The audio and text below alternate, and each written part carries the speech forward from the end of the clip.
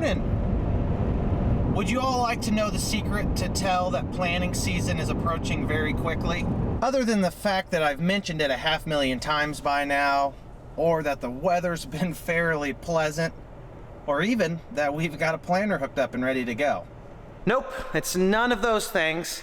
It's the fact that we have our first load of seed for this spring showing up in a few hours. With the delivery not occurring for another couple hours, I am here a little prematurely, so I'll probably run off and do some other things after I make sure that our forklift is going to start, because that is the ultimate variable. I'd appreciate it if everyone would join me in a quick moment of prayer.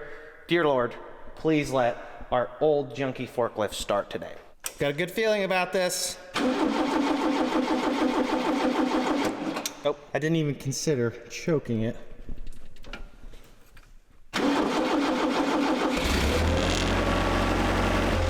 Hallelujah! You never really know what you're gonna get from this old Toyota forklift. It's been around the block a few times, so to speak, and none of them have been smooth rides. Hey-o.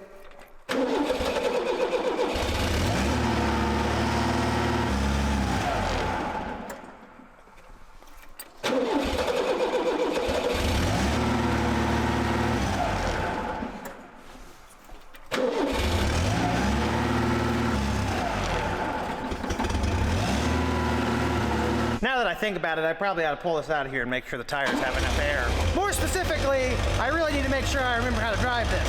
It's been about a year, maybe 9, 10 months at least.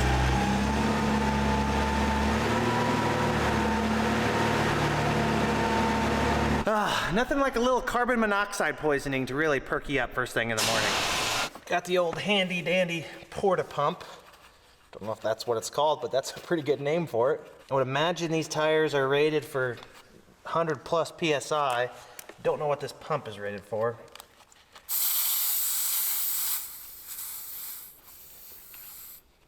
Let's see, 47 pounds in them. Oh shoot, I turned it off. Round 2. We'll do 90 pounds and see where that puts us.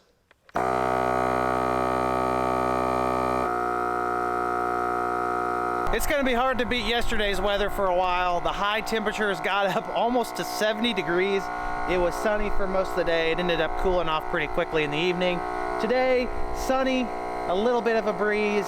Gonna be in the 50s, which is still gonna be very nice, although cooler than what it was yesterday. I'm ready for sunny and 75 though.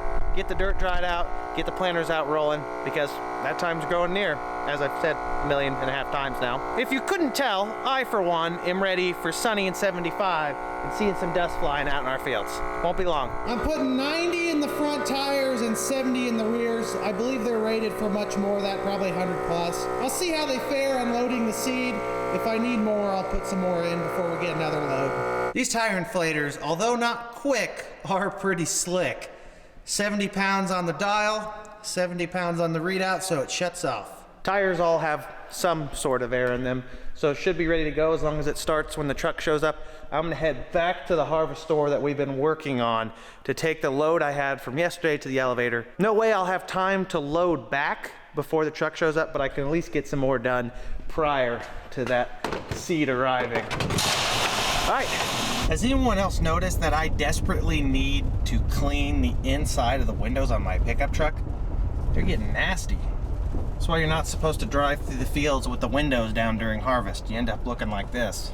Before we get too far along, I want to give a quick shout out to the sponsor of today's video, Discount Lots. Discount Lots is a convenient, straightforward, and affordable way for individuals located within the United States to find their dream property. And it's literally as simple as this. You go to discountlots.com where you can easily navigate through their vast selection of land. Many of these properties aren't even available on the open market. You sift through the offerings to locate the ones that you like based on price and location. Lastly, you hit buy now. Individuals also have the option to make use of financing through Discount Lots, which simplifies the process even more. Did I mention that there are no extra fees or credit checks?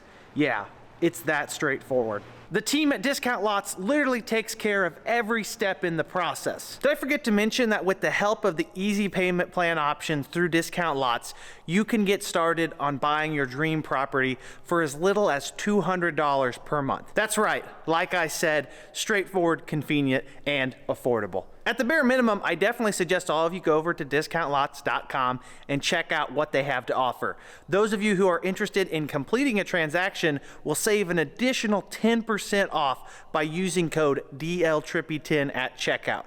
Thanks again to Discount Lots for sponsoring this video, and I appreciate all of your attention. Now let's get back to the action. Our chariot awaits. Oh, next time. There you go.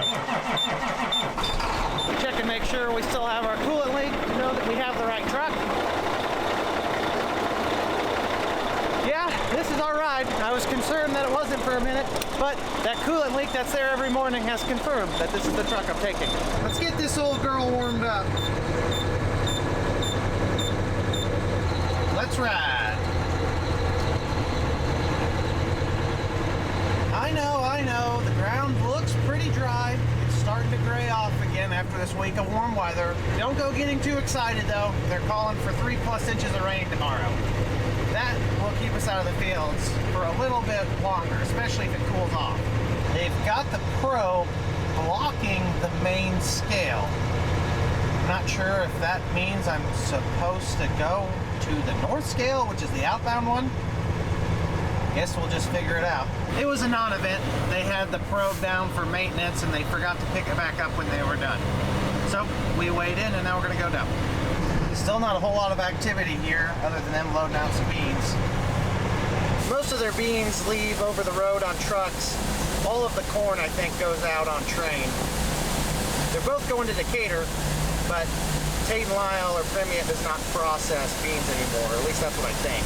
I guess Dad and Chris are gonna load the truck while I go unload the seed when it gets here. Should be shortly, I hope. You never know with truck drivers. Not that I can say much because I'm a part-time truck driver.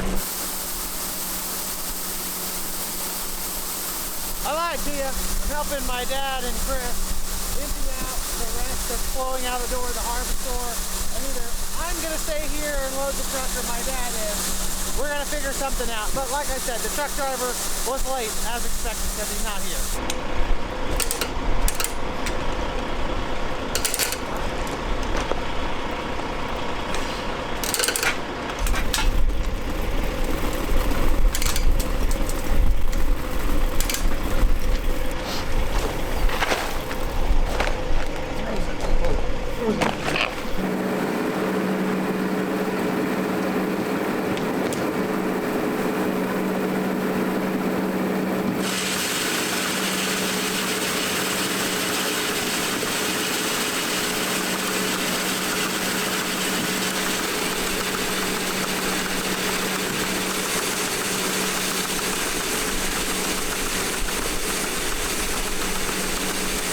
Our truckload of seed finally arrived. Can't really discredit him too much. He said he'd be 2 hours and some change, and he was 2 hours and some change. We left Chris over there to supervise the out auger as it slowly empties the core of that bin. It should quit on its own before it loads the truck. And Dad and I, we're gonna move this seed into the barn. I don't know why, but there's something really goofy about seeing Marty just zipping on that old forklift. These pro boxes of beans are really heavy, even for our forklift. Not that ours is exactly stout. I'm actually pretty excited that Dad's here doing the forklifting and not myself. He's a much more qualified forklift operator than I am. He's an expert compared to my amateurish skill level. We don't talk about it a whole lot, but once upon a time, a few decades ago, my dad did have a decent sized Pioneer seed dealership. It's a story that we don't really talk about. It's kind of a sore subject for Dad. This growing season, we've added a few more units of the Don Mario beans, which are sold and serviced by the Burris Seed Company. Great family-owned seed production company, sales, all that stuff. They do a great job, and the Don Mario beans have just been absolutely stellar for us. Our Burris corn was really good last year. It was actually probably in our top 5. We had a field of it, not a whole lot of bags. do about 255 plus bushels per acre, which is one of our better averages and definitely above our long-term average or our last year's average on the farm. That being said, we kind of got squeezed on all areas from other seed companies to maintain order size to keep a competitive price, so we had to cut out the small amount of burris corn we had, even though it was very good. So nothing against their corn, we just could not fit it in this year and remain price competitive on our other brands. Bean-wise though, we've expanded some more Don Marios, like I said, kind of coming at a detriment to our Asgrow acreage. Weren't that happy with our 35 XF1 beans last year. They didn't yield as good as we were expecting. And the Don Mario 3756 Enlist soybeans we had planted on this field behind my dad's house, which is marginal ground compared to the high quality ground where the Asgrow beans were, made 86 bushels per acre back here versus low 70s on the other one. Needless to say, we were disappointed with the Asgrow beans, and we've been nothing but impressed with the Don Mario beans and the burris team that we work with.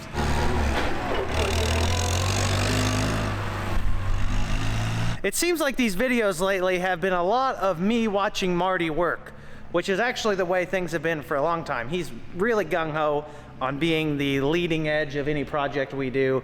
I think, to be honest, although he complains about the work, he really likes doing it. The physical labor is a little bit harder on him than me, like putting that auger in that harvester, which was brutal, especially because we still had the motor on it this time. It was even heavier than when we did the East harvester, but still, he loves working. Glad he still works. I mean, he's at an age where he could probably retire if he wanted to.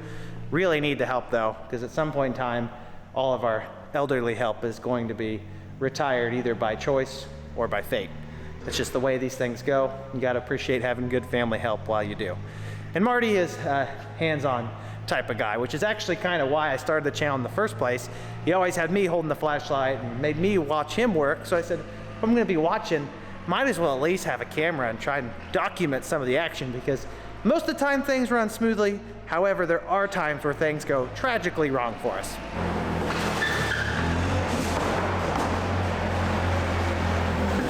This year we're planting a lot of our tried and true Don Mario 3756Es that I just talked about a little bit ago.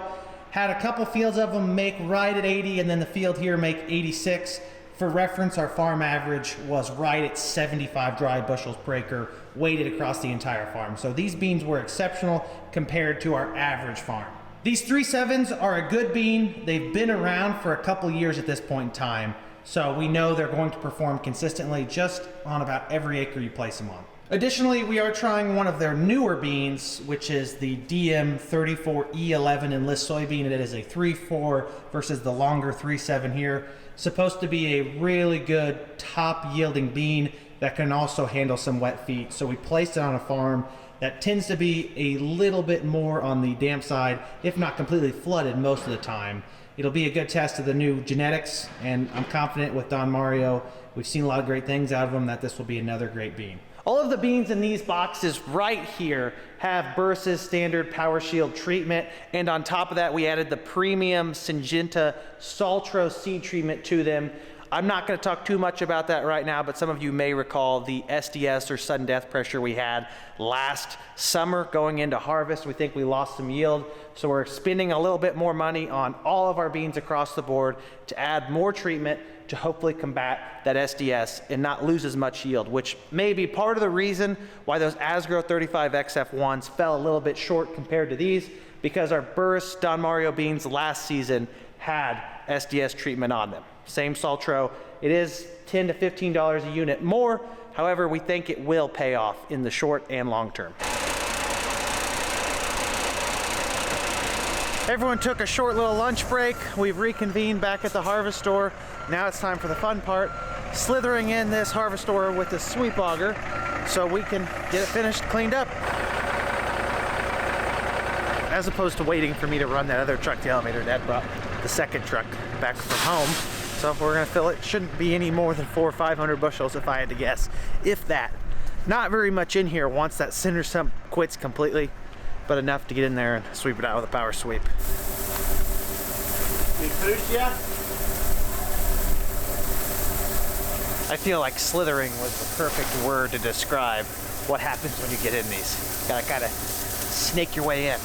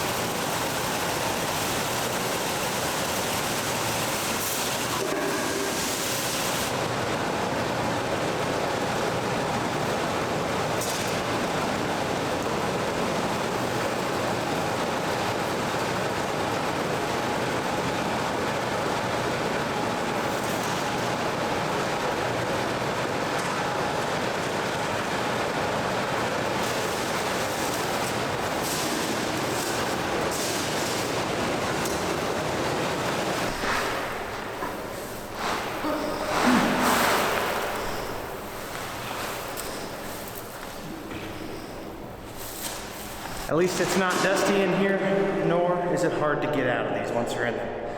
Totally none of those two. Now I just wait for them to pull the auger out, which isn't exactly an easy task. And then once that's out, I'll pull this forward right here, and then I'll push everything out into the conveyor and be done.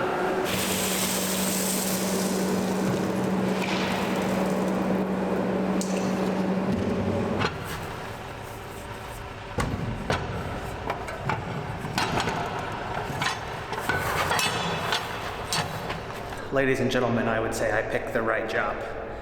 But I will have to lift this because we will slide it out and then put it back in here for storage so it's out of the way.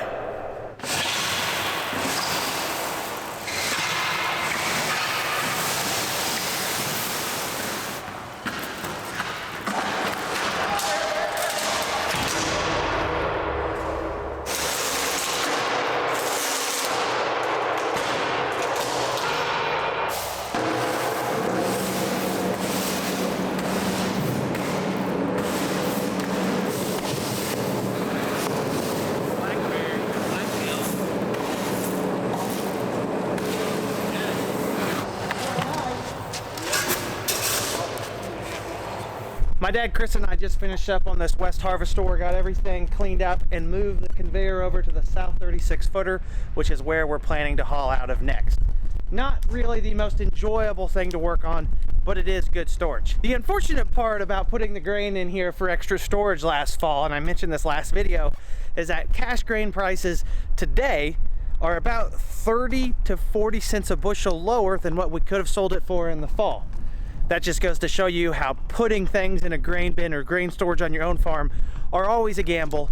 Of course, we captured a little bit better basis if we were to sell it today, which we're not. Overall though, it does make our lives easier in the fall. I guess that comes at the detriment of our lives in the future when we have to empty out those harvest stores. Not the most convenient thing in the world to use. My dad did me the favor of taking the other truck to the elevator right ahead of me, so we're gonna be done with this project pretty shortly. I kid you not, it is absolutely gorgeous out right now. If they didn't have a big rain in the forecast, you could work ground another couple days in this weather. Last load of the day to Cole Station, then I'm headed home and probably gonna do some sunbathing. Just kidding. Oh, now that I think about it, that joke's probably not in great taste considering that I had skin cancer cut out from in between my eyeballs. So, I don't know. Maybe I won't be sunbathing, but I'll find something to do. With the big storm moving in, I might as well just pull this truck in the barn before it gets wet tonight. Have I mentioned this video that we need a bigger shed? I figured eventually if I talked about it enough, the finance department here at the farm would just be bound to approve an expansion in storage space. Time for our daily cat update. The 3 kittens, which are getting fairly big now, I think they're bigger than the mama cat, are all cuddled up in this little RC car. Come in peace. You guys been sleeping? A lot of yawning going on over here. I'm friendly. Okay, they didn't believe that, I guess. Would you look at that? Great minds think alike. My uncle and grandpa are hauling some corn down here north of Neoga. The reason that I'm headed south so late in the afternoon is because a little birdie told me that the Sigel welding shop has started the deskinning process on our tanker trailer, and I kind of want to go see what it looks like. That, and I rarely pass a good opportunity to drive by the old Walk Stock Farm. Just a magnificent facility they have here south of Neoga, right along Interstate 57. Beautiful setup. Here you go, train people. Some type of rail maintenance vehicle zipping south on the Canadian National Rail. The wheat out here is really starting to perk up and get green. Looks great. Well, ladies and gentlemen, there she is. Actually in a lot better shape underneath than I was anticipating. A lot of this grime you see on here is from the sticky tape insulation that was used underneath the small stainless steel sheeting on the outside. So it had a layer of insulation and then all this in-transit heat piping to keep whatever material they were running in the off season warm. We are retrofitting it to be a leaner and meaner machine and also a little bit simpler. When they get all finished up with this here at whatever point in the near future, I may take a power washer to it, and if I'm feeling extra energetic, some sandpaper and some elbow grease and really shine this tanker up, because it looks pretty good underneath. But time, age, and moisture do take its toll on everything. This is a 30 to 40-year-old tanker. It's older than I am. Tire's flat already, no surprise. We just ended up ordering a new rim. We'll take it to the tire shop once it's done here. These will be our two main sumps here on the bottom to separate the front and the back compartment. So this is the only bulkhead inside that will remain untouched. The one thing I am going to have them do, which they said they've done it before, is install some sight glasses up the side on each compartment so we have some sort of visual indicator of how much liquid is in the tanks. Yeah, not exactly the most fun project for them. They literally had to get a rollaway for all of the insulation. I've warned you all multiple times not to go daydreaming about doing any kind of farming at the beginning of March. One moment, you're inches away from hooking up the field cultivators and turning some dirt. The next minute, you're throwing on your waterproof boots and going out and cleaning tile inlets. Life sure does come at you fast. Our two big tile mains south of Lakeland College, the twin 24 inches, with some surface and subsurface connections tied into them, seem to be moving a small amount of water already this morning, which is pretty impressive considering it was actually kind of dry. Tiles are running, that means the ground is definitely saturated. There's the direct surface inlet to the newer of the two tile systems, and it appears that nothing's running in there other than some a-hole's bush light can he threw out, probably driving down here drinking some beer. I'd say that's all subsurface water moving. If we get what they're calling for today, we'll see water over the top of those grates pretty quickly. Supposedly, they're forecasting 3+ inches of rain over today. I'll believe it when I see it, though. This poor soul chose to go running this morning. I'm gonna offer him a ride, but he may be crazy enough to do this for fun. The ambiance of a nice, peaceful rain on a farm in the Midwest. I almost wish I could bottle this experience up and sell it. Probably not worth much to many of you, but for some reason, weather like this has always been very peaceful to me. Now, it would be a lot more enjoyable if it was in mid to late July and our corn was pollinating and our soybeans were starting to fill their pods with seed, but still, something about a nice rain like this. I'm willing to bet some of you out in the Great Plains probably would kill for a nice rain like this. I'd send you some of our moisture if I could control the weather. Unfortunately, I haven't figured that out. That being said, could shut off any day here. We haven't had a major drought in probably a decade, but when they happen bad. Hasn't even really rained that much. Only 65/100ths of an inch. Looks like about 16 to 17 millimeters for you crazy metric folk. Needless to say, my dad is a little bit more of a gambler than I am by leaving his rain gauge out. It never fails that every single time I leave a rain gauge out in the fall, going into the winter, we get a rain or a snow and it melts, then we get a hard freeze, and next thing you know, my rain gauge is completely busted and garbage. Marty, though, and his infinite luck, seems to always be able to keep a rain gauge alive, so props to him, I guess. According to the iPhone weather app, they're only calling for 2 inches total over the next 24-hour period, meaning that this isn't really going to be that eventful of a rain. If it was a 3-inch rain, we might be concerned. 3 inches is quite a bit. 4 inches is even more, obviously. That's pretty straightforward stuff. I don't think 2 inches is going to cause much damage or ponding, especially after it's been kind of dry the last week. This is the My Radar app, which is my phone radar of choice. I've got a lot of different layers on here. You can see we are the blue dot in terms of location. These star pins are different farms we have that I have marked, just a few different areas. A lot of rain moving through, and this kind of annoying crossways pinkish purple line is wind direction, which is kind of neat to see, but at the same time it obstructs your view of the radar pretty significantly. I'd say the rain's going to be out of here for at least another hour or two, and then we're going to have another round moving in. We're here in central Illinois. You zoom out a little bit and you go to the southern United States. Geez, wind warnings, flood warnings, there may even be some tornado warnings out there. Don't envy those guys. Stay safe, ladies and gentlemen, if you're in that area. As a farmer, obviously I've already worked extensively with the radar to keep track of the weather. However, with the addition of a sprayer on our farm, we will have to have an even keener eye on the weather, because unlike a planter where it's just slightly annoying to get rained out before you finish a field, some herbicides, if they require to be dried on the plant leaves to be effective, will get completely negated if a rain comes before the dry period is over. Some of them have a 30-minute rain safe, some of them are an hour. If they get rained off, you've wasted your time and money at that point. You'll either have to respray or abandon the application completely if it's not something that's super highly valuable, although herbicides in particular, you're probably gonna have to come back out and spray it because you need to control weeds. It'll have to be something we keep an eye on, and as the operator, I'll need to adjust to that and be able to make decisions a little bit more in advance so I don't end up wasting any kind of product out in our fields. Speaking of our sprayer, the 2020 Hagie that we are slated to be getting should be arriving in Mattoon in the next 2 to 3 weeks. I hope it's in there by mid-March, no later than that, so we can get it ready to go. I also need to order spray tips. Gonna get a few different selections to adjust to the carrier volume and application speed that I'm gonna be running, and also the products I'll be putting on. It depends. I'll talk about all of that later. Not exactly an expert, however, I have been studying pretty aggressively to get all of that sorted out. I want to get all of my ducks in a row before I unfold that sprayer out in the field and try to get any work done. As for today, though, I'm probably going to kick my feet up, relax a little bit, and work on the boring paperwork that comes with farming. Still need to get my taxes sorted out. I'm sure my accountant's probably not too happy that I haven't finished that, seeing as it is early March. Get all that squared away. I'll catch up with you guys later. A few hours have passed this morning. I'm sitting south of Lakeland College on our big wet hole ponding farm. It's rained a substantial amount in the last hour. I'd guesstimate that we've had at least another inch of rain, and the wind has picked up along with it. We may actually see some ponding on top of the ground here if it keeps up at this pace. It's supposed to stay sporadic for the next 5 to 6 hours. If it does even half of what it's doing now, though, we will have some tiles running pretty full speed.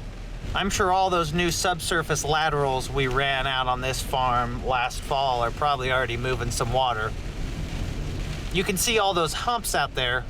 That is from where the tile plow ran. Leaves a little bit of a mark till we work it in this spring. There's that big 24-inch drain that I showed not doing anything earlier. It is currently dribbling water down right now. Typically these big tiles do a lot of work at the beginning. As water makes its way downgrade from the other nearby farms to this low area, it'll start to get overwhelmed in terms of surface water. It will constantly, though, chew away at that backlog of water till it gets it all down to the drainage ditch. A majority of the water that ends up on this farm right here actually comes from the farms to the north. It sits in a geographical low area, and there's no grade to anywhere other than this farm right here, which is why we've got all these big tile systems installed. The other big original 24-inch system sits below this grate here. It's moving a lot more water, though it is more uphill, so it's catching the water coming downstream faster than the lower one. If we get enough rain in a quick enough time period, they'll both get overwhelmed, which is pretty impressive. It just goes to show you how much water gets put down onto this farm from all the nearby acreage. Another couple of hours have passed us by. We've accumulated close to 2 inches of rain, plus or minus a little bit. I'm not entirely sure.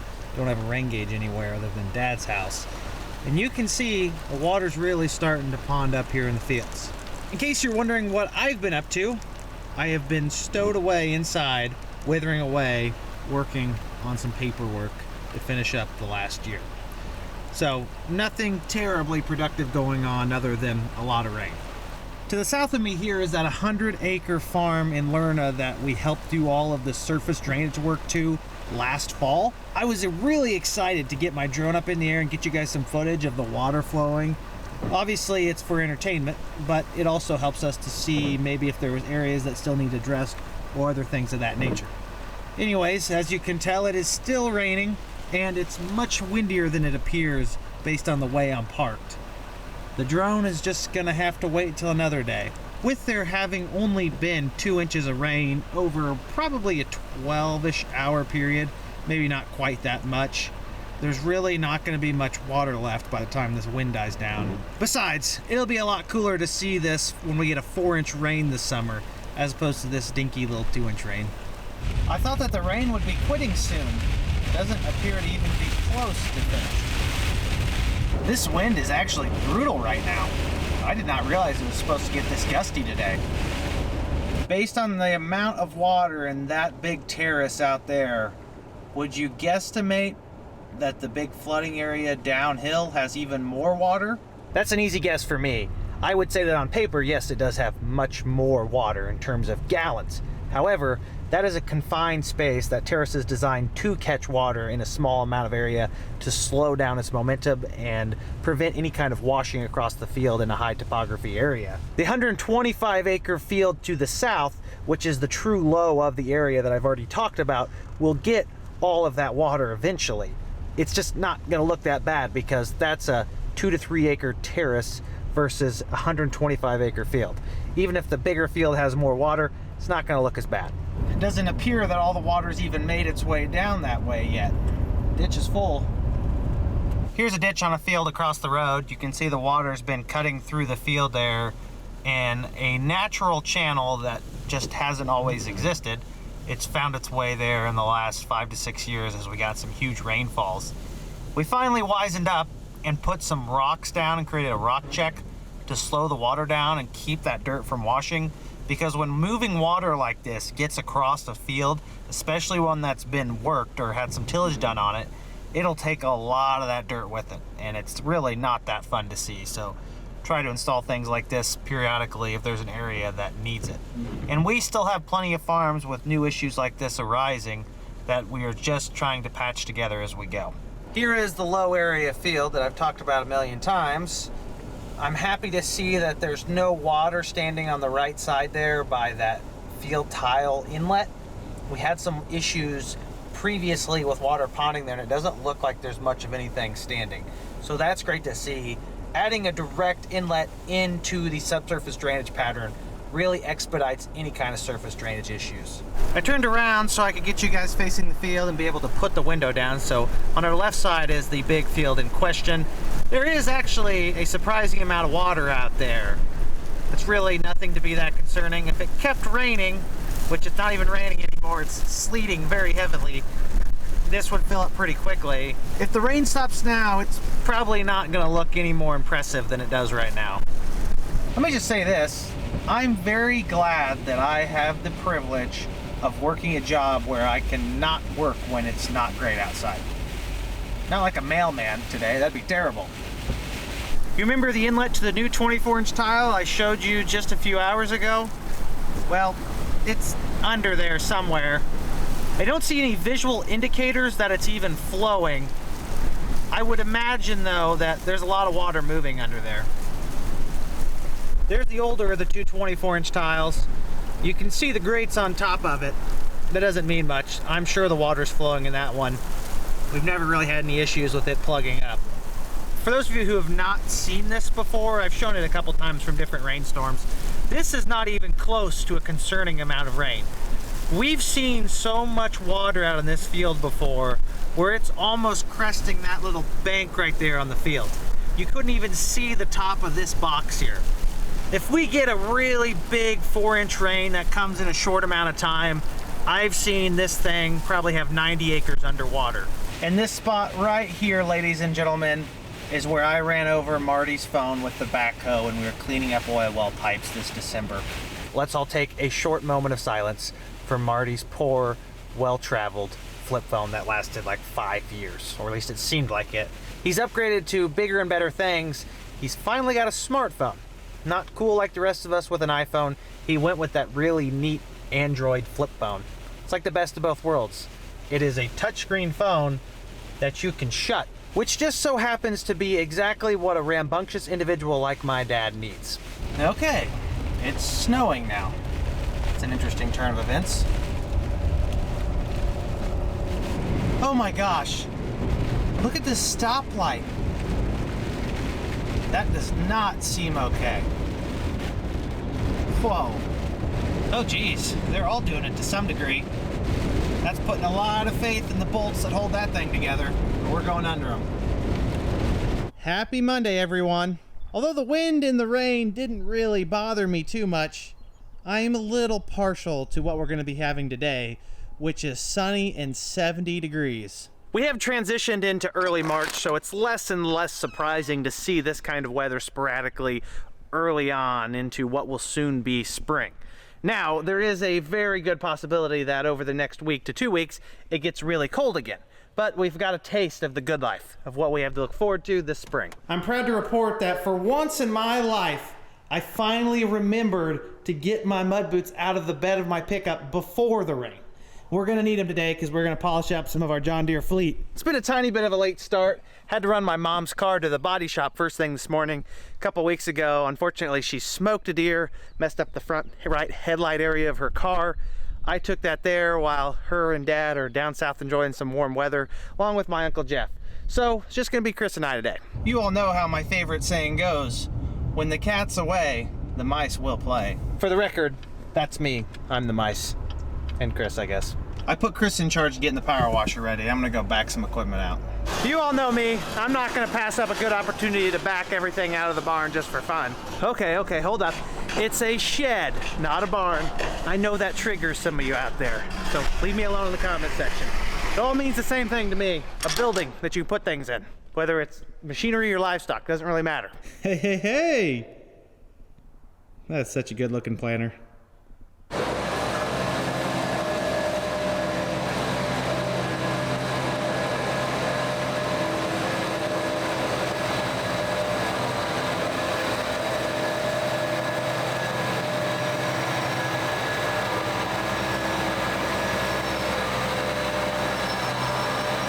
I can't think of a much more inconvenient spot to have that conveyor than where it is set up at that bend today. Oh well, we'll get by it. Obviously, the planter does not need cleaned because it is brand new. The tractor has gotten a little dirty again, so I'm gonna go ahead and rinse and wash it off really quick. And then once everything dries, I'm probably gonna try and do some waxing if the weather cooperates, meaning that it's warm enough and sunny enough, which is what the weathermen are calling for. But you know how good they are at their job. Need bigger sheds, need more rock in the farm lot. There's a lot on the wish list. The cab of this tractor doesn't really need blown out at all or vacuumed. I do need to organize the planter manuals, maybe do some studying one day and figure out everything I need to know about this new rig. Our wash bay looks like it needs rejuvenated here with some more rock. Probably would have helped to hook up the pressure in before I turn the water on. Not trying to get too wet today. I better go get my mud boots on before I get too far ahead of myself. Are there any mice in there? No. I do believe in checking because the last thing I want is a mouse bite on my foot. I haven't talked a whole lot about these brunt work boots. I've had them since November. I'm not going to pretend that I put them through the ringer by any means. I'm sure some people are much harder on their boots than I am, especially because the winter is kind of a slower season on the farm. So far, they've been really good boots. Once I broke them in, I found that they're actually extremely comfortable, which is always a plus. They have been durable. We'll see how long they hold up. I'd like to get at least a year out of my work boots. Some companies that may be asking too much. Others, that's barely even touching the tip of what they're possible of. For comparison, I had a pair of Red Wing lace-ups about the same size, and I got almost 3 years out of them. Now, after that 3 years, they were about as beat up as they could have possibly been. They were still comfortable, they still held together, they just didn't look that good anymore. So far so good. If you're interested in a good pair of boots, at least check out these Browns. Not saying you need to buy them. They are a very viable option in the marketplace today though.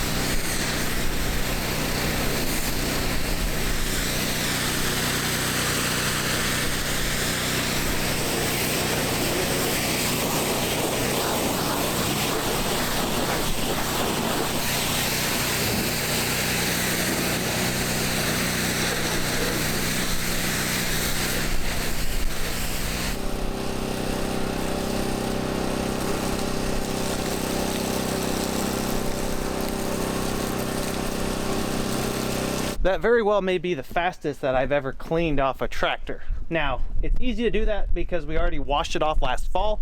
Because I'm going to wax it this afternoon, if the stars align, really thought it'd be better off getting extra dirt and stuff from road travel off of it. That way we get a nice, perfect finish on it. The tricky part is not washing it, it's getting it backed out of the wash bay without making a mess.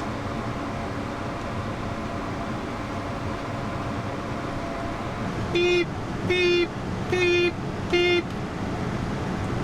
Look at the mud on the tires already. Time for an actual wash bay in a shed. Another reason we need one. Since we got plenty of time, I'm gonna just go ahead and let Chris top off the fuel tank and possibly the def tank on this tractor while we've got it out before we wax it. He's gonna do that. I'm gonna go get another tractor out. Never mind the def part. We don't have our pump set up or even have any of that stuff over here. No government juice today. Dad's old horse of a planting tractor is next. It's actually fairly clean. Still gonna give it a bath real quick. Just the rock floor in this shed alone is enough to get stuff dirty on the off season. Don't worry, four-wheel drives, you're next on the agenda. As long as we have good weather this week, I'll probably go ahead and hook up the ExactEmerge corn planter. Might as well, it is March.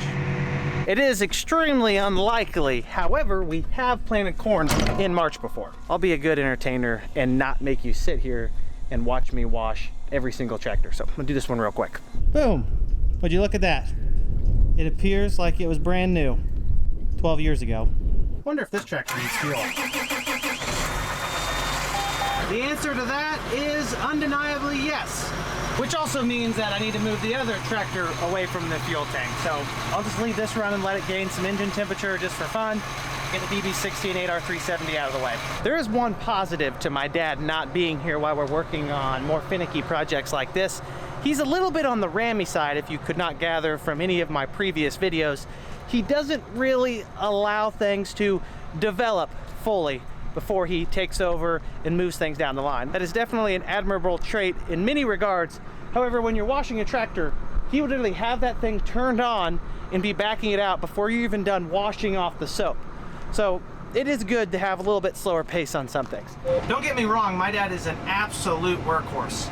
Just a complete demon when it comes to getting jobs done. Some jobs require a tad bit different of a touch though, which works against us. Chris and I are a good team. He likes to take his time, and I'm a little more meticulous on things, so we work well together. I'm gonna back this up here on that north side of the rock pad there, so I can line everything up and wax them. This planter is actually easier to back up than that 1790 because all of the rows are down on ground level. I don't have those ones in the air blocking my vision. It's a little bit longer, but you can work around that. Beautiful parking job, if I do say so myself.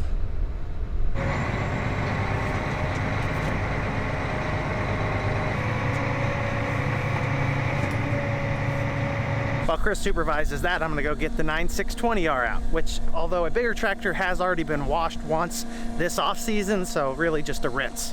While we have that 8310R out, and it's on my mind, I want to make mention of all the good comments I had a few videos ago when we serviced that tractor. I asked the question of all of you, we only put 70 to 75 hours on it one season, so we skipped a season of oil changes. We still serviced the air filter and other things. Basically, we put oil in after the second year of running it because we'd only gotten to 150 hours, give or take a little bit. I appreciate all your comments. The general consensus was, although it's not even close to necessary to change it that often, moisture that accrues in the off season and other things really make it beneficial just to go ahead and change it. The most common thing I saw was that it is much cheaper to do preventative maintenance, like changing your oil regularly, even if you don't put that many hours on it, than to completely rebuild an engine that's gone bad. I just want to say that I'm continuously appreciative of every single one of you who comments on the videos. I do my best to read everyone and get you some type of reply, especially if you ask a valued question. I am here to kind of explain what's going on at our farm. So I appreciate it, guys. Keep up the good work. I'll think of $1 million question at some point before the end of the video. Time for the big dog.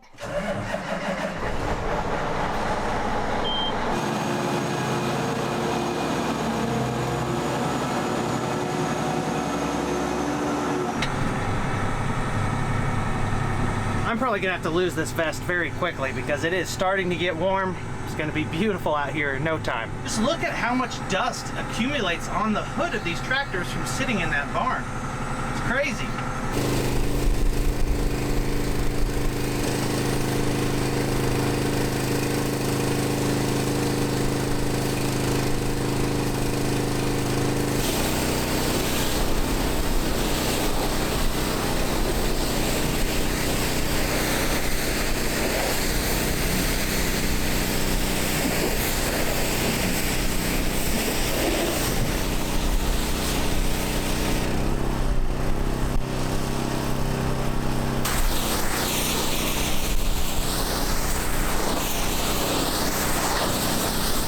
Although this tractor was clean, these big four-wheel drives have a lot more surface area, along with a ton of nooks and crannies.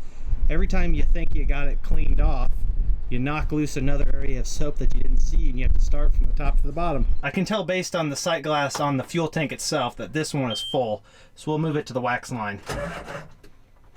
That's a bad habit from the 8R370. It's the only tractor where all you do is just push the key once. Everything else you gotta hold it, but I run that 8R370 so much that I've ended up doing that in everything.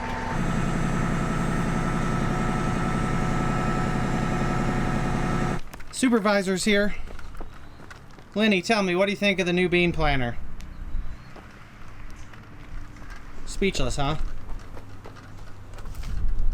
This is the new planter, it's over here. Thoughts?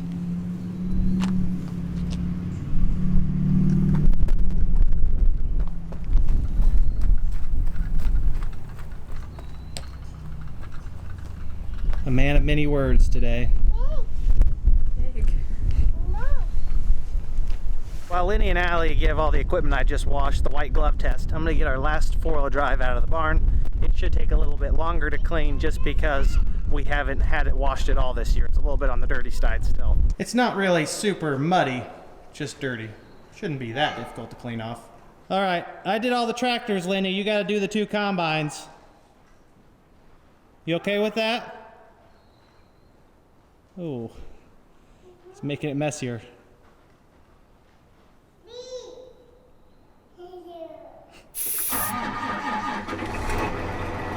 The boss has joined me to move this tractor to the wash bag, and he's already found the air relief switch for the seat.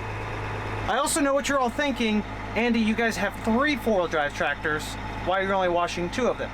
Well, the third four-wheel drive tractor that we installed that hydraulic return line on that had the hydraulic leak under the cab, we took it into town for them to do a mid-winter special service on it and to let them fix that hydraulic line for us. That means that we only have 3 four-wheel drive tractors as of right now, and I can't clean something I don't have. I can't say that's the best place to ride, so hold on.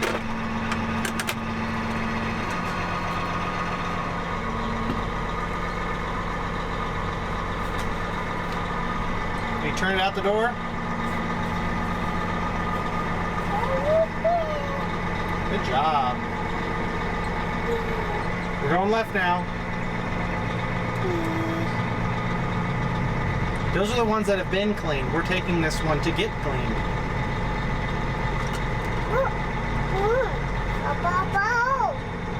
Oh, you found a golf ball. Not mine, I don't golf. Consider it yours, buddy. Show Mom what you found. Look, she's over there. Hey, she's over there to the right. Show Mom what you found. A ball! I found a ball, Mom. Mommy! Will you help me shut this off right here? The key? Will you shut this off? Here, watch. Good job.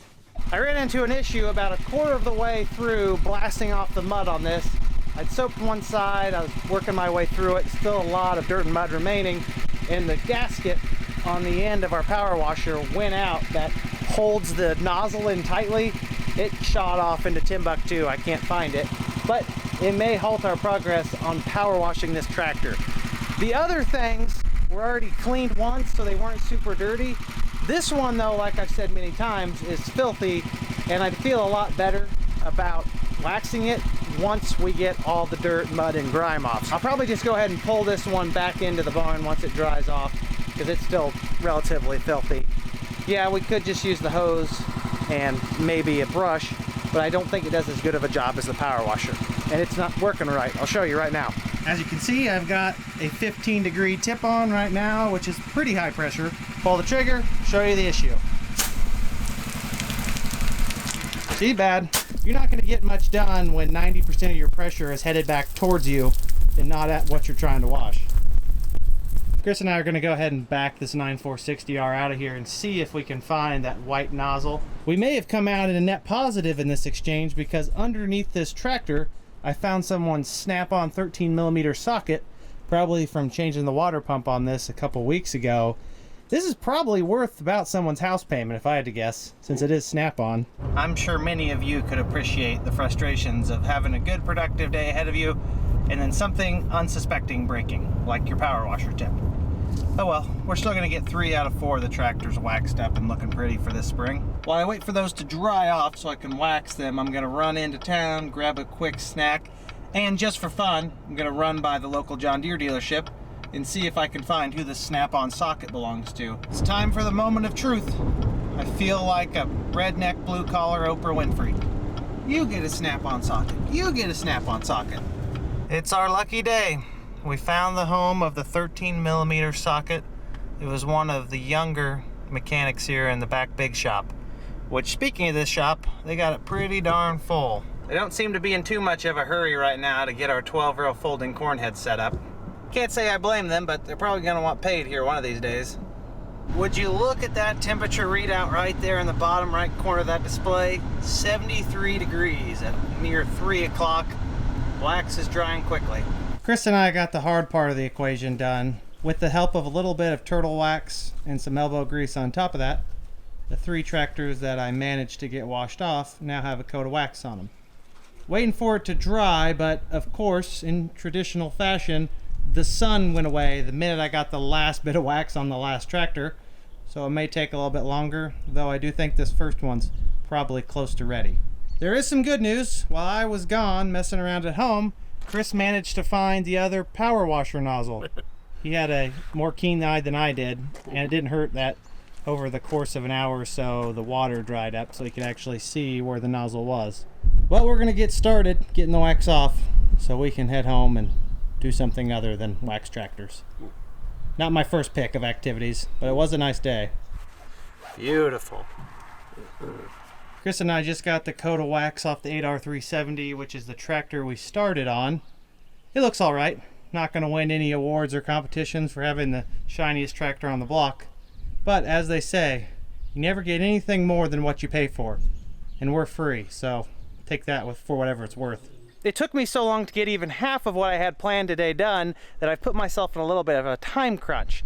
The main reason is that after lunch, I was meeting with our local phone cooperative or phone provider. They were installing fiber optic internet at my house, which I'm pretty excited for and will make my life much better with the YouTube stuff. On the other hand, I've got a meeting here very shortly, about 30 miles away, and the only way I'm gonna make it is if I get home, get changed, and get to that. You have to take my word for it that Chris and I have those tractors looking okay. I'm not gonna say great. They look better than they did before I waxed them. It's hard to beat nice turtle wax. Anyways, I gotta run, guys. I wish I could stay and chat. I greatly appreciate every single one of you continuing to tune in and support the channel. Your viewership means the world to me. I'll catch you guys all in the next episode. Until then, make sure you like the video if you enjoyed it, subscribe if you want to see more, and comment down below if you have any questions. You know I love to talk about farming. Have a great day, everyone. Peace!